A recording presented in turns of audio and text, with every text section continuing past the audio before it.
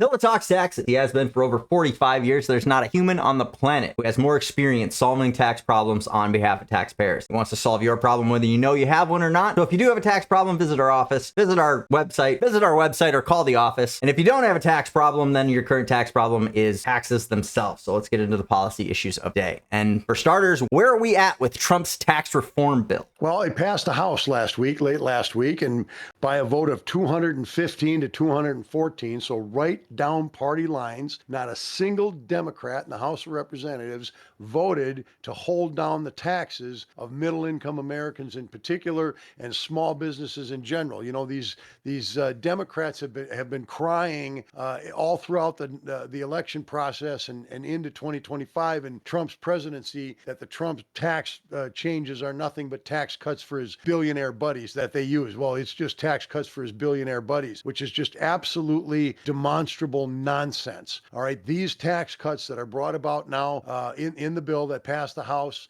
these provisions are going to hold taxes down for 80% of the American taxpayers, primarily because those tax reductions, those changes that are proposed, are going to keep into effect the vast majority of the Tax Cuts and Jobs Act provision, which gave a tax cut to about 80% of American citizens. So this bill is good from the standpoint of keeping taxes low. It is good from the standpoint that it is not going to be a massive automatic tax increase at the end of this year, 2025, assuming the Senate passes something the same or similar. And so this is a good thing for America. There's no doubt about it. So what's the next step? Well, the next step now is for the Senate to act. The bill was passed by the House, as I said, right along party lines. So now it's in the Senate. The question is, what is the Senate going to do with it? All right? Is the Senate going to pass the bill the way it is? Are they going to make a bunch of changes? Are they going to scrap it and start over again? I highly doubt that they're going to scrap it and start over again. But we know that there's there's some pushback in the Senate. Some of the moderate Republicans in the Senate, let me not label them and just say there's some Republicans in the Senate that are pushing back against this thing considerably, primarily because of two reasons. Number one, this bill is going to increase the deficit by about $3.8 trillion over the next 10 years. So an additional $3.8 trillion in debt over the next 10 years, because of course they're cutting taxes in this area and that area, and there are no corresponding spending cuts. All right. So that's the number one thing. The other thing is we got in the bill an increase in the debt ceiling of $4 trillion. So Congress is continuing to spend more and more and more money. And even though they're doing the right thing with tax cuts, those cuts have to be, the tax cuts have to be coupled up with spending cuts, because you cannot keep the United States in this massive debt pattern that we've been in now for really 25 years, just year after year after year of massive debt. We're to the point now, Josh, where the interest on the national debt is running at about $1 trillion a year. That's about 20% of all the revenue that comes into the federal government is being spent on interest. And, you know, at the end of the next 5 years, it's going to be worse than that. And so this is a significant problem. And some of the House Republicans are saying, you know, we got to put a stop to this. And I agree with them. There has to be they got to put a stop to this. But what does this bill actually do with the Tax Cuts and Jobs Act? Well, with respect to the Tax Cuts and Jobs Act, just about all of the essential elements of the Tax Cuts and Jobs Act are made permanent under the law. So in other words, there's no expiration. So the marginal tax rates, this is one of the most important things under the bill, is the marginal tax rates are held now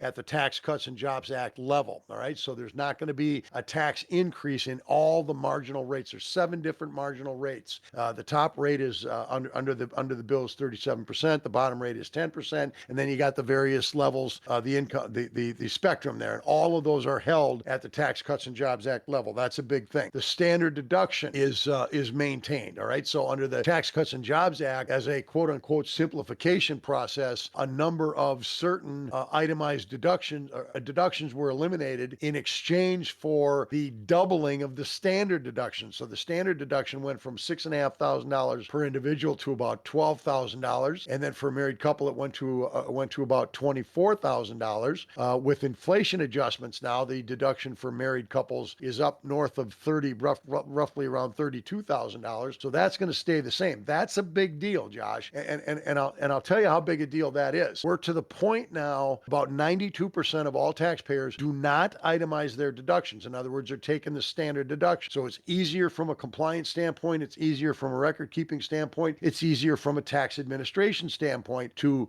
process excess tax returns that just have a standard deduction instead of an extra sheet on the tax return called itemized deduction worksheet that claims all these itemized deductions. So that's a big deal. The SALT limitation, we talked about the SALT limitation. We can come back to this and I can give you more details on this, but the SALT limitation has been changed. It's maintained in the bill, right? There's still a deduction for state and local taxes. There's still a limitation for state and local taxes as a deduction on the tax return. But as I already said, 92% of the people aren't claiming the deductions anyway because they're using the standard deduction. But for the roughly 8%, 7, 8, 9% of the people that are claiming the itemized deduction, this is going to be helpful for reducing their federal tax burden as they get a bigger deduction for state tax. So we can come back to that because there's some limitations on that. The child tax credit was doubled under the Tax Cuts and Jobs Act. That stays in place. The alternative minimum tax exemption was increased significantly under the Tax Cuts and Jobs Act. That's made permanent. The estate and gift tax. All right, so this was prior to the Tax Cuts and Jobs Act. The estate and gift tax kicked in at about $6 million of estate value. So that's the point at which the death tax took effect. That was doubled under the Tax Cuts and Jobs Act to about $11 million. Now it's pushed up to $15 million. So this is a step in the right direction of eliminating the estate and gift tax, the death tax altogether. That's something we can talk about some more too if you want to. The other thing is a huge deal is the qualified business income deduction, which is maintained under this new bill, which is the 20% deduction that comes off the top for small businesses. And this is a big deal. The family and medical leave credit that is available to businesses that provide benefits to their employees for family leave and medical leave reasons, that credit is maintained in the law as well. So this is a thumbnail sketch of what the bill does with respect to the Tax Cuts and Jobs Act. All things considered, this is very positive in terms of providing tax relief to middle-income Americans in general and small businesses in particular. This is very, very important. Now, what again did you specifically say was for small businesses? The qualified business income deduction, Josh, is for small businesses, as is the family and medical leave credit, and that's for small businesses as well. So both of these things directly benefit small business. So the qualified business income deduction, for example, this is huge, and let me illustrate it. Suppose you got a small business that's grossing, just pick a number. Well, let's make it simple and say it's $300,000 a year. Right? We're talking small business grossing $300,000 a year. You got your business expenses. The business expenses, let's say, are $200,000. So that small business owner grosses $300,000, but he's living off of $100,000. Right? You got $200,000 worth of business expenses. That leaves $100,000 of profit. That's what he pays tax on, and that's what he lives on. Qualified business income deduction is a 20% deduction based on the net profit. So on that $100,000 of net profit, he gets a $20,000 deduction. So he's only paying tax on $80,000, not $100,000. All right. Now, here's what's so critical about this. This is why it's so beneficial. You don't have to spend the money to get the deduction. You know, as a small business person, you get deductions for all expenses that are incurred for the purpose of earning income, but you have to spend the money. Right. So if you spend $10,000 on advertising or you spend $10,000 on tools and equipment, okay, fine. You get the deduction for that, but you're out of pocket the $10,000. You had to spend the money to get the deduction. And okay, the deduction saves you some money on your taxes, but it's marginal. So for example, if you're in the 30% tax bracket, right? Let's just say your effective tax rate is 30%. For small businesses, that might be a little high, but just to illustrate. All right. So you spend $10,000 on advertising for your business. You get a deduction for the $10,000 that saves you $3,000 in taxes. That's great. But you still are out of pocket the $7,000, right? You've still spent the total of $10,000 in order to get $3,000 worth of tax benefit. The qualified business income deduction does not require the expenditure of the money. You get the 20% deduction that brings your net profit from $100,000 down to $80,000, but you still got the $20,000 in your pocket. This is why that deduction is such a great thing and why it was so important to keep that deduction in the law for small businesses, and the bill does that. So what now did they do with the three key campaign issues, which would have been tips, overtime, and social security tax? Okay, so the bill addresses all three of those things. All right. So with respect to tips, well, let's talk about tips and overtime in the same discussion because they're treated exactly the same way under the bill. Qualified tips, you get a deduction on your tax return. This is not an exclusion now. This is a deduction on your tax return for the tip income that you earn. And the exclusion applies only between 2025 and 2028. So this is not permanent tax relief for tips. Same thing with overtime. It's not permanent tax relief for overtime. It applies to tax years 2025 through 2028. And it phases phases out for income over $160,000. All right, it's considered high income for tip and overtime purposes. So if you earn more than $160,000, you don't get the benefit of this deduction. So that is the rule with respect to tips and overtime. And then did you ask about Social Security also? Yep. All right. So with respect to Social Security, what happened is the bill creates an enhanced personal dependent exemption for seniors of up to $4,000. So Social Security income is not exempt from taxation under this bill. Social Security income still has to be reported on the tax return. There's no deduction for the Social Security. What you get is an additional $4,000 as a dependent exemption. But this too is phased out. All right. First of all, you got to be over 65 years of age. All right. That's number one. And number two, it starts to phase out at $75,000 for an individual and up to $150,000 for married filing jointly. So higher income senior citizens are not going to get the benefit of that exclusion either. So all three of these things fall into the same boat, Josh. Number one is they're limited in amounts, right? You don't get the full exemption. And number two, it phases out for high income people. So this is another in the long line of these phase-ins and phase-outs and expirations and special rules and exceptions and exemptions and so on that get loaded into the tax bill that create such confusion and such difficulty with compliance and difficulty with administration. So again, it would have just been way better to eliminate the income tax entirely than to dance around and do all this nonsense, especially considering it's going to phase out in 3 years. But that's what they want. They want it to phase out in 3 years so that in 2028 they have something else to run on. That's exactly right. There's no question about that. I am completely convinced that that's the reason they do it, is so that they can argue about it again in the next election cycle or the one after that. Mm-hmm. There's just no doubt about it in my mind, Josh. That's exactly what they're doing. So what is the status of the SALT limitation? You said you wanted to go into detail about that? Yeah, I want to talk about the SALT limitation because that is a significant change compared to the present law. The present law caps the deduction for state and local taxes on Schedule A itemized deductions at $10,000. So you cannot deduct any more than $10,000 worth of your state and local taxes. If you're in a high tax state like New York, California, or Minnesota, and you make a decent living, not even a high income person, that is a joke. That 10 grand is a joke. And everybody knew it was at the time. And that was a tax increase for high income people, right? The deduction reduces income. You take taxable income, you take away the deduction, taxable income goes up, tax liability goes up. And it was so hilarious how the blue states, the governors and the senators in the blue states were screaming and wailing and gnashing their teeth at this idea that they're losing their deduction. And my response was, well, why don't you just lower your state taxes so your people don't have to pay so much? But of course, they would never do that. That would be taking responsibility. And exactly. There's no such thing as personal responsibility on the left. So yeah, that's exactly right. So what happens here now is under the bill, the SALT cap is increased to $40,000, but then it phases out at $500,000 of income. All right. So it's still a tax increase for the rich. It's a tax increase for the rich because extremely high income people are probably paying more than 40 grand between real estate taxes. And, I know some people that, not very many, but I do know some people that pay 40 grand a year in real estate taxes. So never mind the income taxes. And that's going to remain, capped. No doubt about that. So I want to back up a step here because we were talking about the big, beautiful the big beautiful bill, right? One big beautiful bill, and that includes everything with the Tax Cuts and Jobs Act, right? That they're kind of meshed together. Well, yeah. The title of the law, the package is called. This is the official title now. Almost as if high school kids came up with. It's worse than that. It's worse than high school naming conventions. I mean, if it was high school naming conventions, they would have named it Billy McBillface. Is what they would have named it.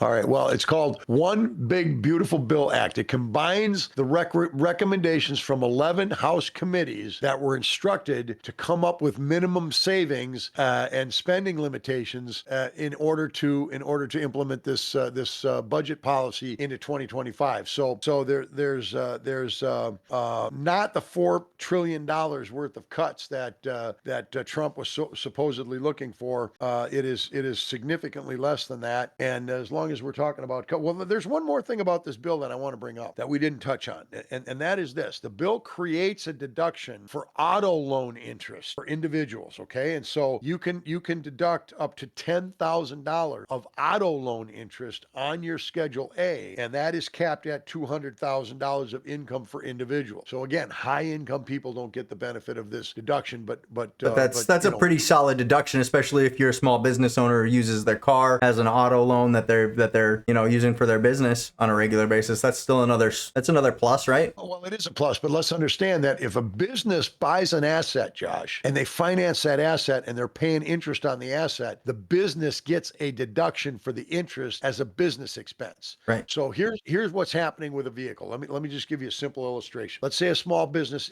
person buys a car, they finance the car, and let's just make the math real simple here. Let's just say they pay $1,000 a year of interest on that car. Now, how much of that interest is deductible? The amount of the interest deductible is based on the business use percentage of the vehicle. All right. So if the vehicle is used, let's say 70% for business, then of that $1,000, the business gets to write off $700. All right. Because that's the percentage of interest attributable to business use. It's called the business use percentage. So essentially, is this then just transferring that over to private use as well? Well, what'll happen now under the new law is you'll get the $700 deduction on your business tax return, the Schedule C, and then you'll get the remaining of the $300 on your Schedule A on the personal side on the Schedule A. So the whole $1,000 will be written off. Under the old law, well, under current law, I should say, because this is not in effect yet. Under current law, the business only gets the business share of it, and the personal share of it doesn't ever get to be deducted. Now, if you're not a small business person and you're buying your car for individual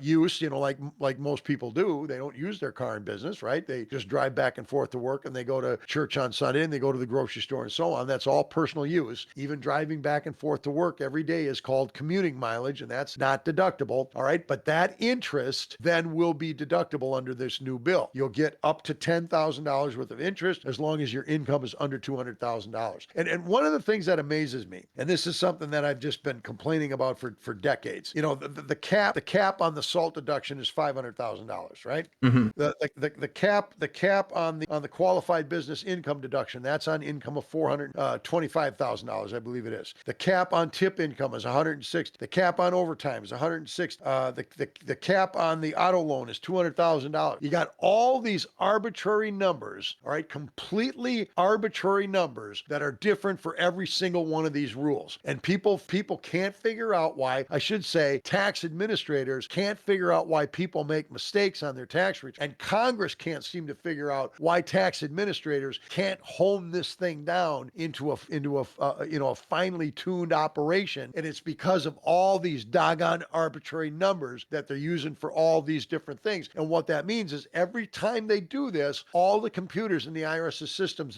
their processing computers, need to be reprogrammed. And this is why they're 30 years behind on their computer upgrade systems. But actually, the reason why I wanted to take a step back to talk about Big Beautiful Bill, Billy McBillface, and the tips and overtime, particularly the tips thing, because we just had a historic 100-0 unanimous Senate passing bill of no tax on tips. But now that the House passed a different version of that, I mean, it means nothing, right? Yeah, it means absolutely nothing. Yeah, there's no question about it. Yeah, and you and I talked about that last time we talked here on this podcast, and we both agreed that it's just largely ceremonial. It means absolutely nothing. So the Senate voted 100-0 to pass that bill. What do you think the vote is going to be when this comes up? It's going to be along party lines, if not having a couple of Republican dissenters. That's what's going to happen. I mean, exactly right. If it's not along party lines, it will be because Republicans dissented. Right. It won't be because Democrats bailed. Democrats don't bail on stuff like this. It's the Republicans that do. So now Elon Musk has criticized the bill, and I can't say I blame him. He was put into his position in order to create a list of ways to cut spending in the government. And what did they do instead? Is they found ways to increase spending, right? And Musk is frustrated, and I don't blame him a bit. And the bill has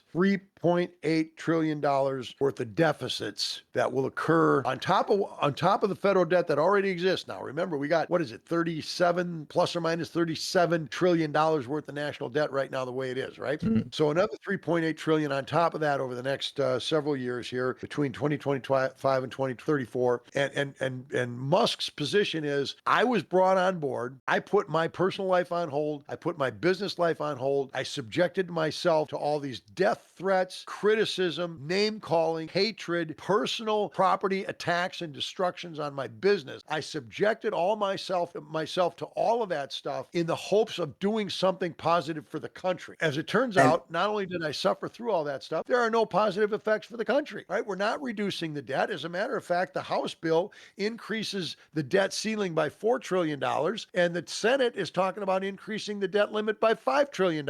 So this is just more of the same. Now, again, I applaud the tax cuts. Every time you cut taxes, that's a good thing as far as I'm concerned, because that stimulates the economy, stimulates growth, stimulates production, stimulates jobs. I just believe that with every fiber of my being. But you got to cut the spending. We cannot get this debt problem under control until we cut spending. And if we don't cut the spending, we're going to have a serious problem in the future as a country. As I said already, we got $1 trillion worth a year worth of interest that's being paid out. That's about 20% of the revenue coming into the federal government. Inside of 3 or 4 years, 4 or 5 years, that might be up to as high as $1.5 trillion, which is going to be close to 25% of the revenue. I mean, you can't get to the point where you're paying 100% of your revenue out in interest on the debt. Right. How is that going to work? I mean, that cannot work. And so Trump's I should say Musk's frustration is that they're not pushing the runners around the bases in the right direction. And he's 100% correct. There's just no doubt about that. You and I have talked about this on this podcast before. In the early 1980s, in the Reagan administration,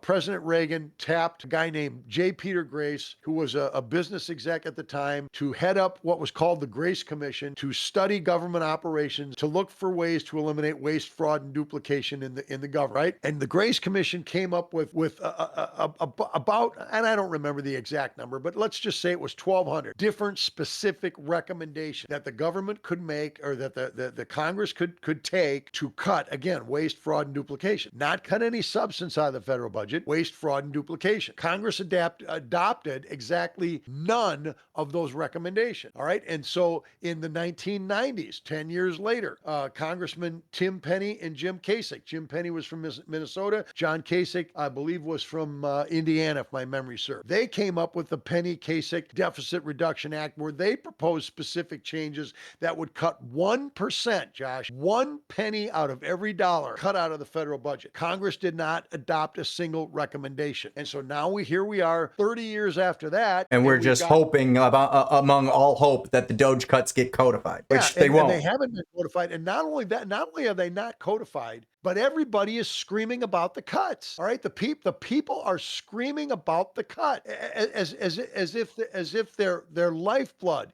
is being drained out of them if we cut waste out of the federal budget. And here's what's so ironic about it, is you got these leftist Democrats representatives that will agree. They'll agree publicly that yes, waste in government is not a good thing, and statements have been made over the last several months that yes, we should be able to find hundreds of billions of dollars of waste and duplication in the federal government and fraud. And when I say fraud, I'm talking about Social Security fraud, people getting checks that they shouldn't be getting, and Medicare fraud, Medicaid fraud. These fraud programs have been going on for decades, Josh. There's fraud in these programs. You can eliminate the fraud out of the program without endangering the program, right? And people agree with that philosophically. But then when we step up and propose a specific step to address that, we can't do that. It's their child. All of a sudden, it's their child.